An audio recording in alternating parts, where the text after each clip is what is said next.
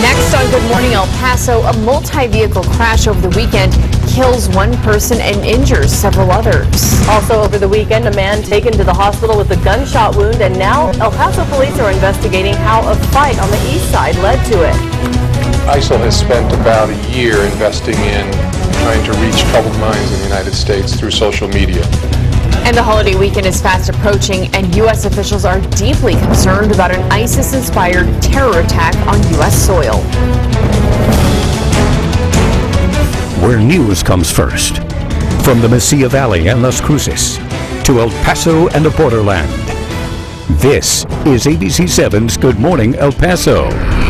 A very good morning, El Paso, Las Cruces, and Juarez. I'm Stephanie Valle. And I'm Floren. Good morning, everyone. The time right now is 6:01 on your Monday morning. It's time to get up and get going. Yes, and the weather forecast is looking pretty nice right now. Yeah, if you like it humid, right? Yeah, a little humid, right, Crystal? Oh yeah, as long as you don't mind your swamp coolers not being at their best abilities, because today we do have that moisture available and it's still going to be hot. Right now outside, we're looking at 75 your temperature in El Paso as we get ready for sunrise here. Winds are calm, your relative humidity at 36%. So that could be a little better than it is. We've seen it higher in the morning hours. That's why today we're just going to be talking that light scattered chance of rain showers in the forecast. Las Cruces, 64 degrees, calm conditions out there right now. And for the most part, that's how it'll be. Light, low and breezy winds in our forecast this afternoon. On your clouds and radar map, so far so good. No rain for us west or east. We do have some clouds that are dropping just along that east edge. Otherwise, it's going to be a mix of sunshine and clouds by this afternoon, and that's when we'll see that slight to scattered chance of rain. Best shots, higher elevations. I'll explain with our future track model in just a few minutes. All right, thanks so much, Crystal. And now to our top story today. One man is dead after 3 vehicles crash in northeast El Paso over the weekend. It happened at the intersection of Diana and Gateway North just before midnight on Saturday. Police have identified the victim as 61-year-old Hildegard Hondro. Investigators say a woman failed to stop at a red light and then hit Hondro's car, causing his car to hit a third vehicle. 2 people were taken to UMC, and that includes the passenger in Hondro's car.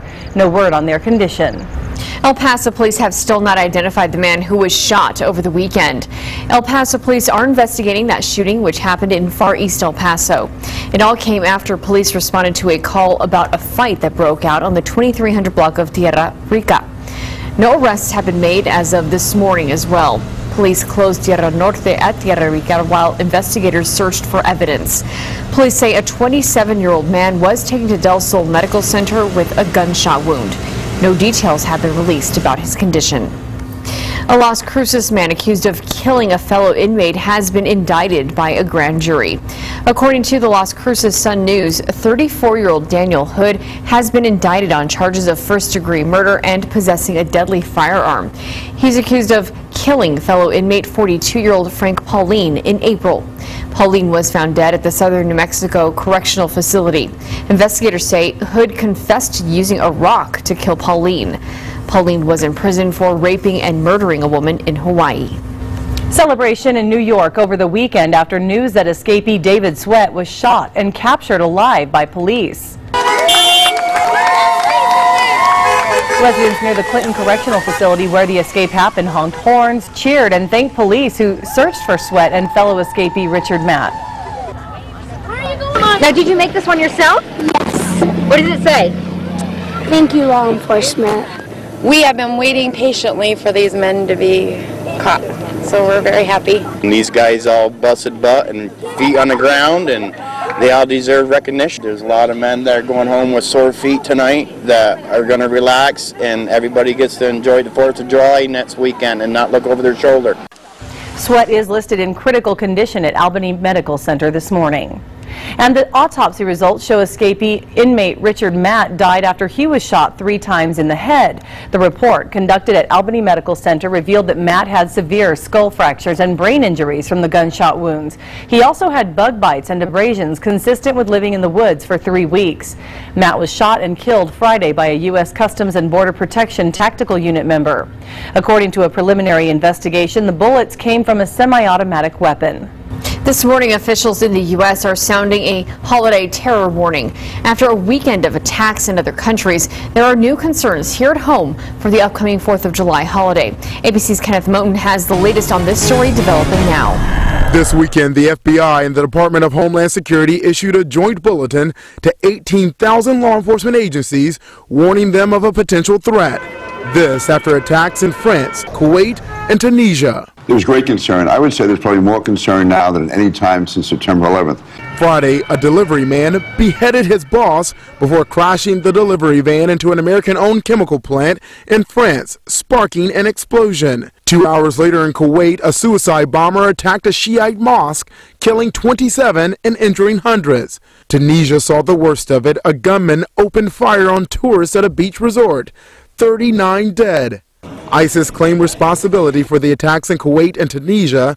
The terror group has mounted an unprecedented social media campaign targeting thousands of followers here in the U.S. ISIL has spent about a year investing in trying to reach troubled minds in the United States through social media, to either recruit them to come to their so-called caliphate to fight or to kill where they stand. The FBI has been on the hunt for suspected radicals, making 7 arrests in 2 weeks. Kenneth Moten, ABC News, Washington.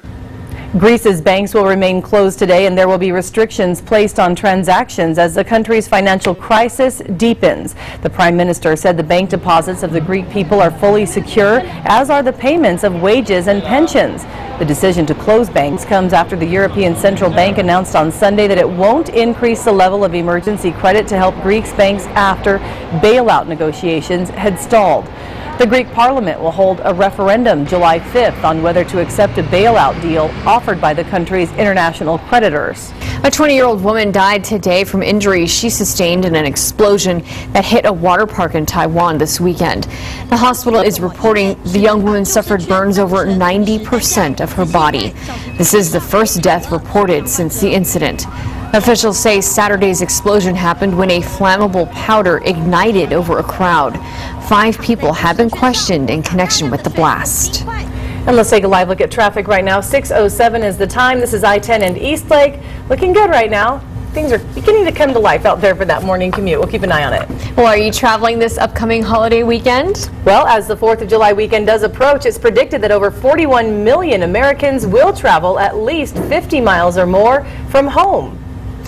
The most since 2007. Almost 85% of those, or about 35 million, will be driving to their destinations, and they will likely pay the lowest prices at the pump since at least 2010.